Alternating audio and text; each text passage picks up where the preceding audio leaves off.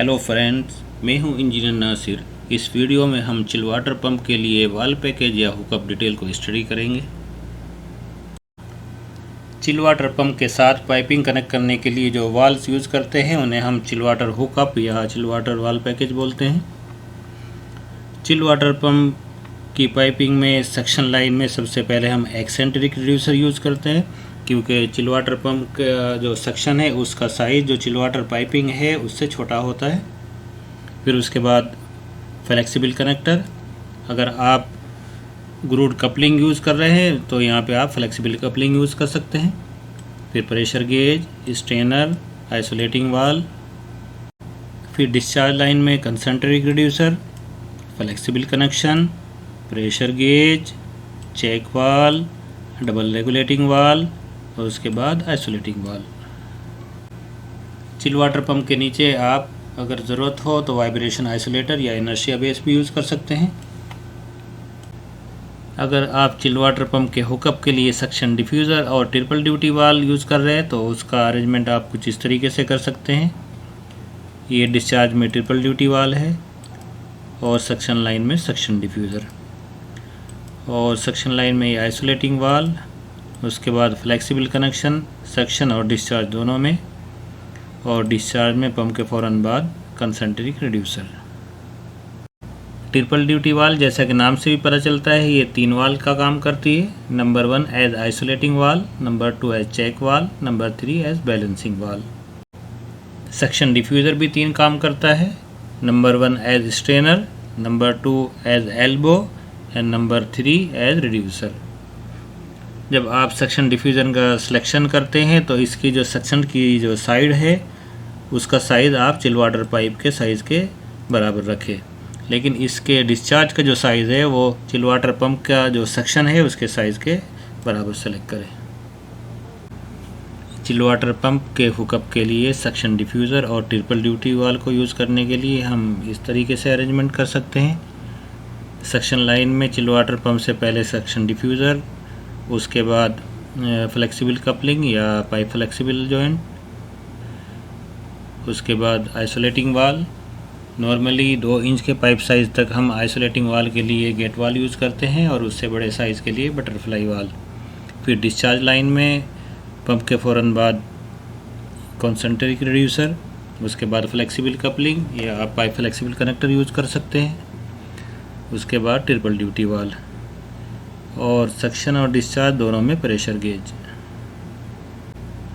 जब हम 2 या 2 से ज़्यादा पंप को एक हेडर से कनेक्ट करते हैं तो उसके लिए अगर जो एक पंप के लिए जो पाइप का साइज़ है और जो मेन हेडर का साइज़ है उनकी रेशो अगर 0.3 या उससे ज़्यादा है तो हम 2 ब्रांच के बीच में जो स्पेसिंग रखते हैं वो हेडर के डायमीटर के 2 गुना रखते हैं।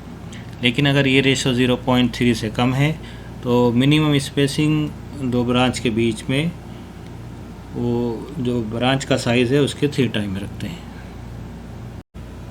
इसे हम ऐसे भी समझ सकते हैं, ये एक सक्शन हेडर है जिसका डायमीटर है कैपिटल डी और इससे 4 पंप कनेक्ट है।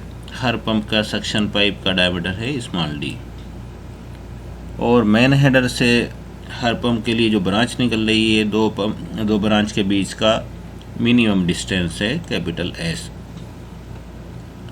तो 2 ब्रांच के बीच का मिनिमम डिस्टेंस कैलकुलेट करने के लिए हम ये फॉर्मूला यूज़ करते हैं। अगर small D by capital D ratio 0.3 या उससे ज़्यादा होती है तो 2 ब्रांच के बीच का मिनिमम डिस्टेंस कम से कम हेडर के डायमीटर के 2 गुना होना चाहिए। लेकिन अगर small D by capital D ratio 0.3 से कम होती है तो 2 ब्रांचेस के बीच का डिस्टेंस जो कि कैपिटल एस है वो कम से कम जो हर पंप के लिए सक्शन पाइप का डायमीटर है स्मॉल डी उसके 3 गुना होना चाहिए। चिल वाटर पंप के हुकअप के लिए कुछ रूल्स है जिन्हें हम फॉलो करते हैं। As per American national standard institute, जिसे हम शॉर्ट में NCB बोलते हैं, उसके अकॉर्डिंग अगर पंप के सक्शन से पहले पार्शली ओपन वाल, टीज या शॉर्ट रेडियस एल्बो है तो इन फिटिंग और पंप के सेक्शन के बीच में आपको एक इस पाइप की स्ट्रेट लेंथ लगानी पड़ेगी, जिसकी मिनिमम लेंथ पाइप के डायमीटर के 5 टाइम्स होनी चाहिए।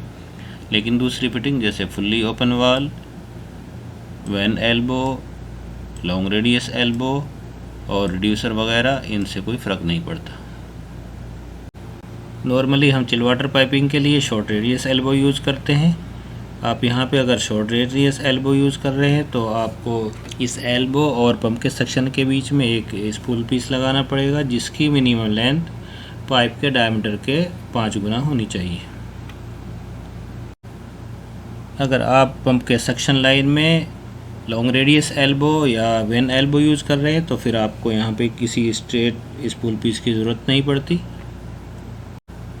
इसी तरीके से as per supplier recommendation double regulating वाल के लिए भी DRV से पहले एक स्पूल पीस लगाते हैं, जिसकी मिनिमम लेंथ 5 टाइम्स पाइप के डायमीटर के बराबर हो, और DRV के बाद भी एक स्पूल पीस लगाते हैं जिसकी मिनिमम लेंथ 2 टाइम्स पाइप के डायमीटर के बराबर हो।